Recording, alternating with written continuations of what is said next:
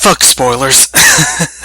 Oh, god damn it. Oh, did you get spoiled about this? Yes. Literally. Oh. Must have been like the first...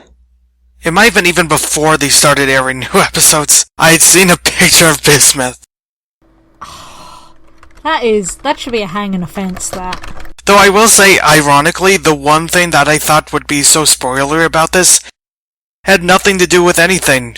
Because you'd think Lapis would have been somehow in this episode. But I guess not. I mean, Bismuth appeared in, was it her flashback yes. for how she got caught? Yeah. She had nothing to do with this episode. Oh. I wouldn't have predicted that. No, I kind of expected her to show up at some point. I mean, there was plenty else going on. Yeah. Kind of unexpected, that. Anyway, this is Bismuth, which has probably one of the longest episode descriptions I'll ever write. It's a two-part... It's a half-hour episode. I don't know how to qualify this. But it was listed as episodes 20 and 21, so I think it's kind of a two-parter that was shown at once. But it's one episode. I don't know. So no, it is considered a half-hour episode, even though literally the next episodes they aired were just 2 episodes back-to-back. Because, because this series isn't confusing enough, I guess. No, the update schedule for Steven Universe makes total sense. There is no war in Ba Sing Se. Yes. I'm waiting for them to just start airing episodes, like half episodes, out of order. Like, you just start with one episode, then halfway through it goes to another. Because why not at this point? Do whatever you want. 24 hours straight of Steven Universe. Go. Okay, so this longer episode, Steven accidentally unlocks the long-forgotten gem inside of Lion. When he eventually gets her out of line, Pearl and Garnet recognize her as Bismuth, one of their old friends from the war. They are incredibly happy to see each other, while Amethyst and Steven are somewhat left in the dark. They explain a lot of what happened after the war to her, and what happened with Rose and whatnot. And while she's sad about all this, Bismuth still keeps an upbeat attitude about it all. They end up heading to the Forge, which is a secret place where Bismuth would forge weapons for the rebellion, and she upgrades all the weapons of the 3 main gems, which is cool. And it immediately makes her friends with Amethyst, despite her suspicion over why she's never even heard of her before. It was pretty shady. Yeah. They all bond and whatnot. And eventually at night, Bismuth leads Steven back to the Forge for a new weapon that's considered even better than Rose's sword. It is called the Breaking Point, and it is used for shattering gems. As you might imagine, Steven is against that, and when he consistently refuses to take the weapon, Bismuth ends up revealing that Rose ended up trapping her in the first place because she wanted to use the weapon to shatter the homeworld gems, and she never told anyone. She ends up fighting Steven in a pretty cool fight. It's pretty intense. Yes. And eventually, at the last second, Steven has to strike back with the sword and poof her. He then tells the gems the truth about what happened with Bismuth, and that's how the episode ends. The whole episode was intense. Yes, it was. Like, start to finish. I mean, first off, I think people have been theorizing about Bismuth for years, so finally seeing her was pretty awesome. I didn't realize did we already know she was bubbled inside Lion? Because I didn't realize there was a bubble gem inside Lion, but it has been ages since we've seen inside. I didn't notice, but apparently the gem was there when he entered Lion in Line 3. I probably completely missed it because I'm horrifically unobservant like that. To be fair, I missed it the first time, too. I was just quite happy to be going inside Lion's Net because, in the beginning, Steven... Also, I really feel Steven here when he's like, dying a bunch in video games is emotionally exhausting. Yes, it is. I know that feel, Steven. And then... I've played Dark Souls, I know that very well.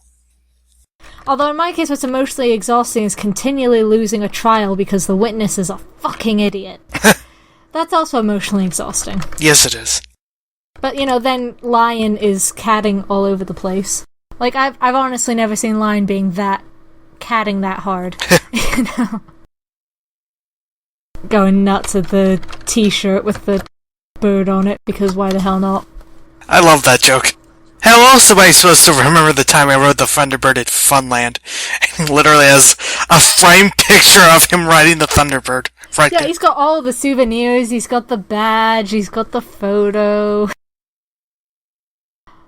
And then, we get Bismuth. And I love Bismuth's design. Yes. I love her hair. I love her star tattoo on her shoulder.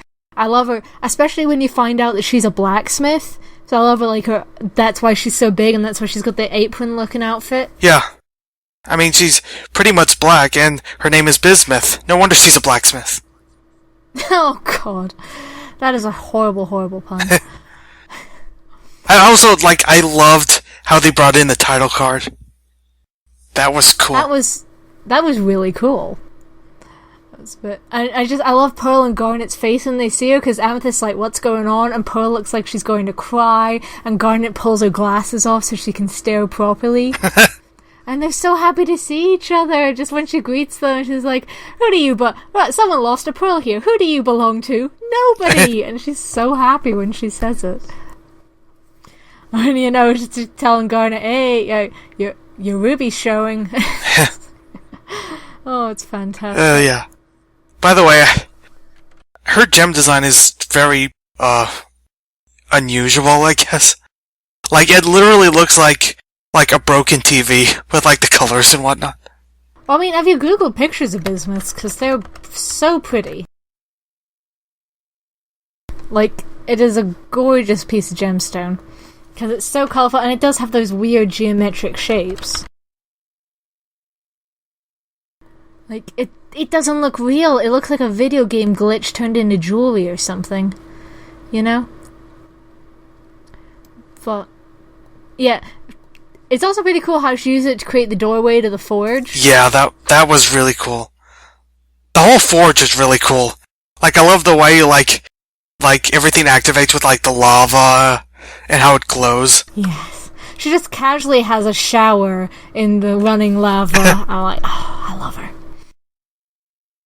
It was also, it goes straight from being really, really cute and happy when she's seeing Garnet and Pearl again, and then gets really painful when you realise she doesn't know Rose is dead, and she starts listing off all these other crystal gems she wants to know about. Snowflake, which is apparently a gem name now. A snowflake. I mean, I'm guessing all nicknames and not types of gems, but Crazy Lace, Biggs, and Snowflake are, I think, the three she brought up the most. So I'm curious about them. I hope we get to meet them at some point, but just... Oh. Actually, now that I literally just thought of this, how come they get a nickname, but freaking Pearl doesn't? I don't know. That's a good question. I mean, Garnet obviously is one of a kind. But, yeah. Pearl apparently doesn't have a nickname, she's just Pearl. Weird.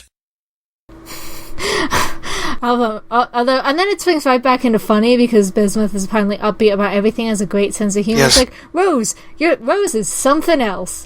Literally. That was actually a bit of clever foreshadowing that she was fine about that. Yeah.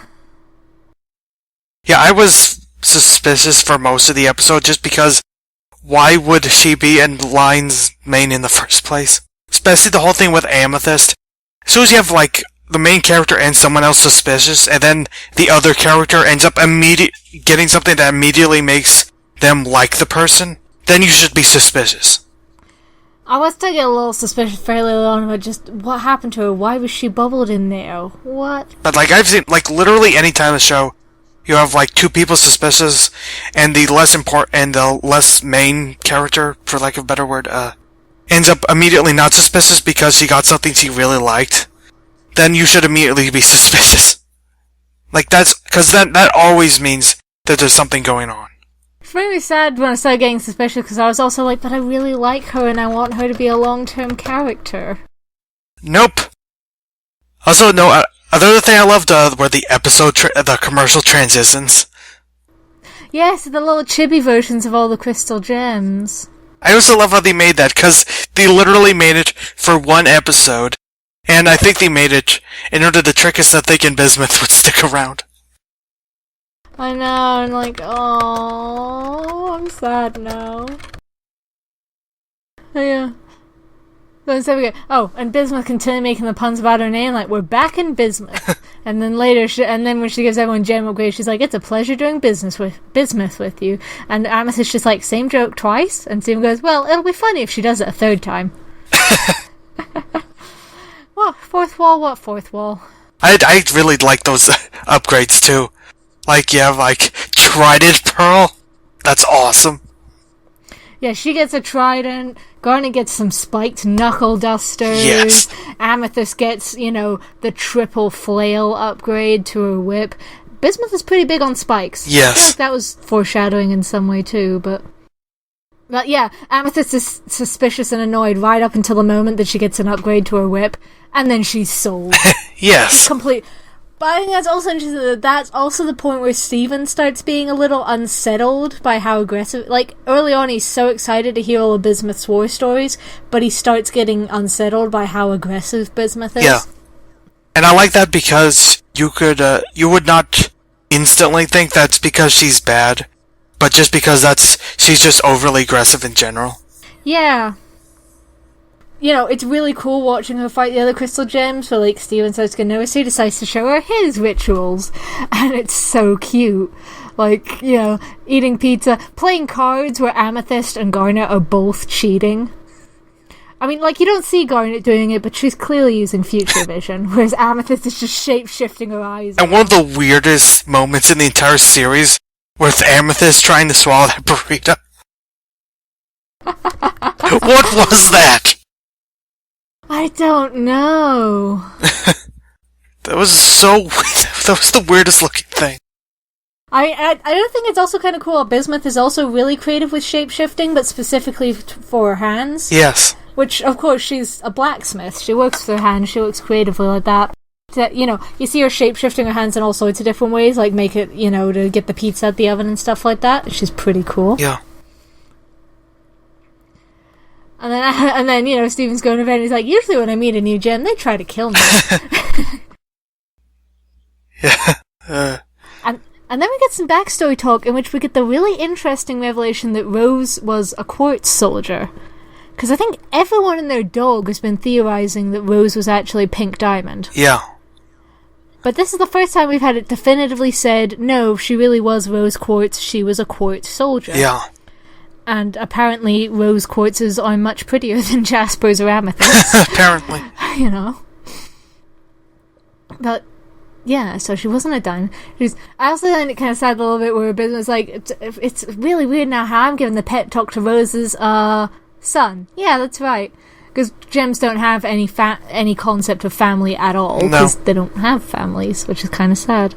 But, I mean, this is the last bit where I'm starting to get really suspicious of Bismuth, but at the same time, I really wish she wasn't suspicious, because she's the first person to have told Steven he doesn't have to be rose quartz, he can be so much better. Yeah, but it is funny how that just immediately ruined because of why she said that. Yeah.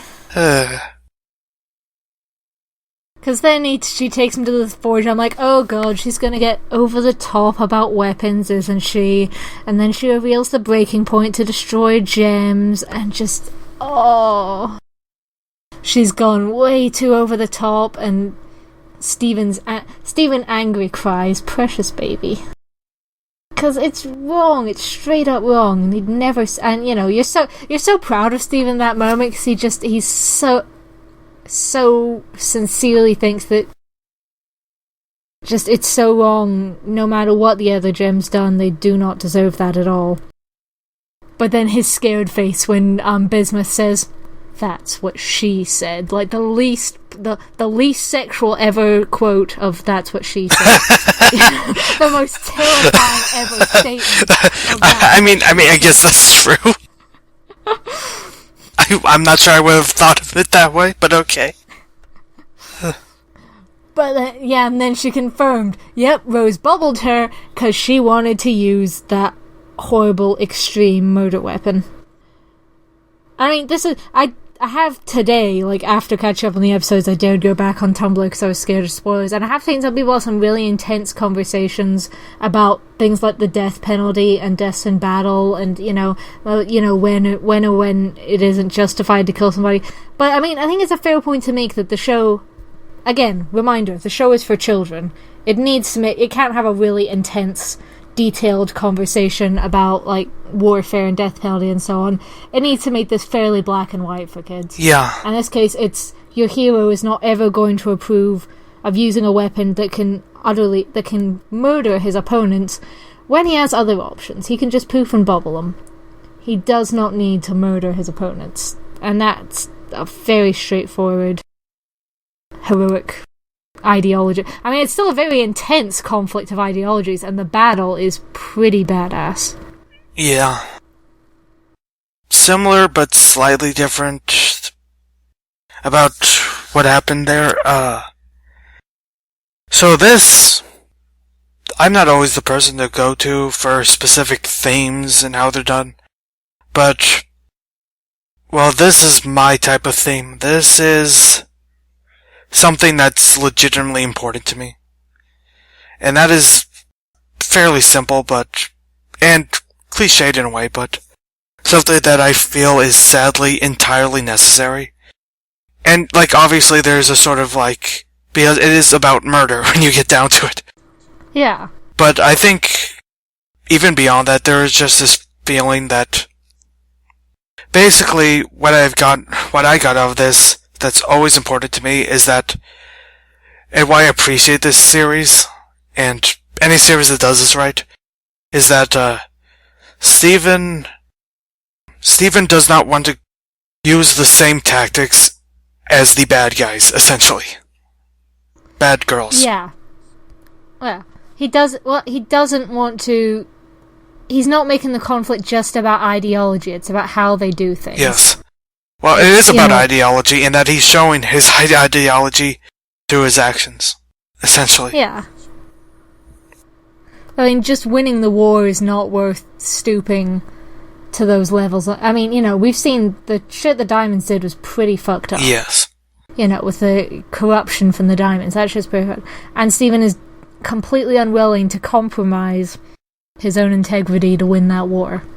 Yeah. It's okay. Basically, I'm going to summarize it with a Discworld quote because I do that all the time. It's, you can't call yourself good guys and then do bad guy things. It's, doing the wrong thing for the right reasons is not the same thing as doing the right thing at all. And Steven's very aware of that, and Bismuth isn't. She thinks because our enemies have already gone this low, it's okay for us to go as low as them when we're fighting them, and Steven completely disagrees. It's like, they can't compromise who they are to win this war, otherwise what's the point?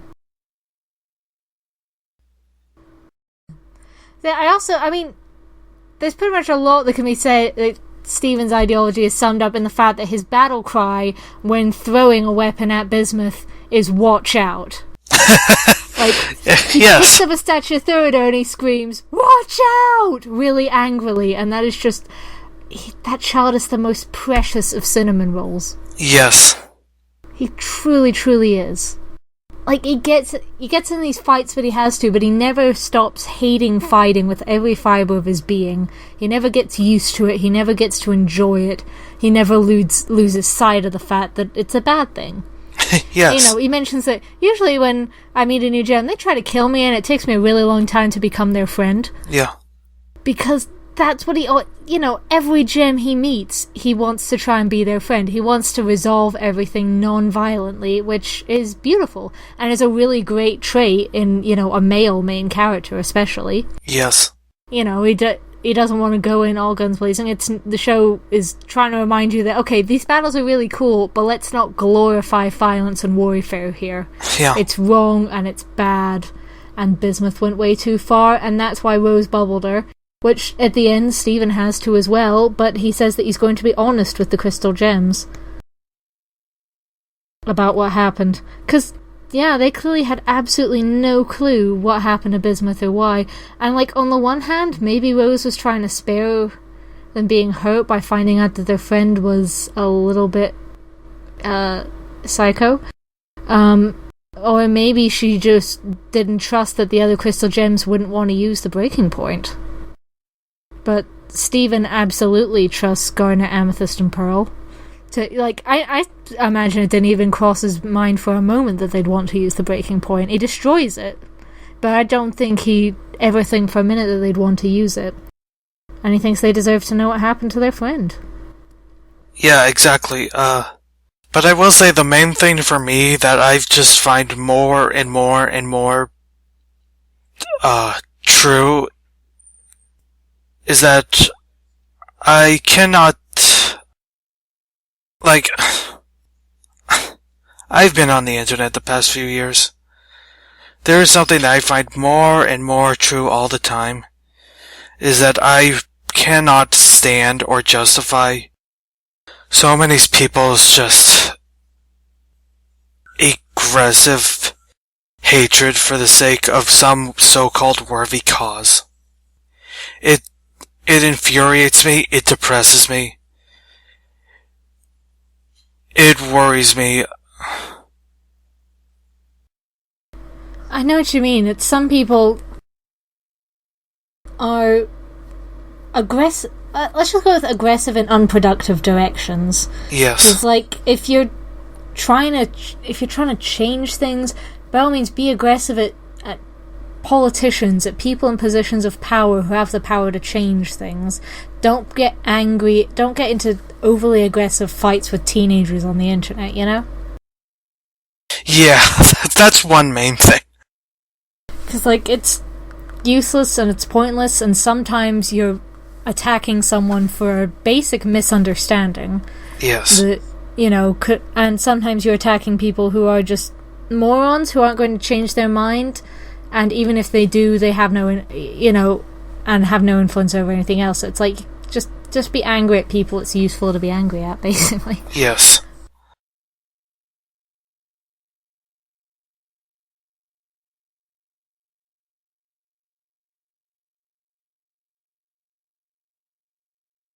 It's just such an intense episode, and it is so ideologically complex and simple at the same time. It's complex in some of the details, but the core idea is very simple. Basically, good people should continually do good things. Yeah. Can't call yourself good guys and do bad guy things. Actually, to add to that, and what makes this great is that the more I think about it, the more I think Bismuth's plan was just a bad idea regardless. Yeah. Like, someone brought up the great point that if Rose explained what she did, she might have legitimately divided their entire rebellion, which could have just ruined everything. Yeah. So, like you could say, oh, Steven is so much better for telling them, he's a kid telling his 3 moms. He's not a leader of a rebellion telling her army like Rose did. That's kind of a difference. Yeah, it is. Yeah. Well, it's like you said, he's a kid telling his moms who he is. He's not telling an army what to believe. And of course, it sounds like, a big part of... Bismuth mentions it a lot in this episode, it's trouble before. A big part of Rose's message was that every gem should have the right to choose who they want to be. Yeah. Every gem. Not just the ones that agree with her. Every gem. Yeah. So, killing other gems on the battlefield... is a choice. It's a choice, but actually doing it takes away all their options. It takes away any chance they have of deciding who they want to be. And Rose made the choice to stop her. Yeah. And how she handled that choice maybe could have been done better, I don't know. It also just depends on how many crystal gems were still in the rebellion at that point, because it sounds like there were a lot more around. Yeah. It wasn't like a very close, small... I think the implication is that the only reason there are only like a couple left is because of what happened after whatever happened when they left, and the light and everything. Yeah. Yeah, that's the corruption seems to... I don't know how many of the gem monsters they encounter were crystal gems and how many were Homeworld gem soldiers. It's hard to know. And then there's also the fact that it is implied that Garnet recognized several of the gems who were... You know the first time they found those fucked up abominations, and it was a nightmare of an episode? Yes. She said this is the punishment for the rebellion, which implies that she recognized some of the shadowed gems that were being forced to become that abomination. And I wonder how many crystal gems are in the cluster. Probably quite a few. What a cute, friendly kids show. And Steven! Oh yeah, before I forget, also, the breaking point is kind of a stupid weapon. How many would that actually kill? Because you have to, basically has to do, a double attack before it works. And I think in that time, you could probably, fight back. You could probably poof someone much faster than you could break them, yeah. So not only is it an evil weapon, it's an inefficient evil weapon. And even if you wanted to shatter the gem, you could just defeat them and then you just have their gem. Yeah, poof them and then break it. If you're gonna be evil, at least be efficient about it, damn it. Yes.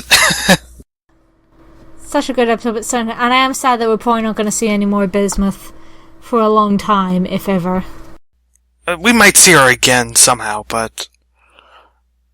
Hopefully, but it seems when they think it's safe for it, and probably they're not going to take it as safe for her to bring her back out while they're still at war. Yeah, basically. She needs some peacetime to learn to chill.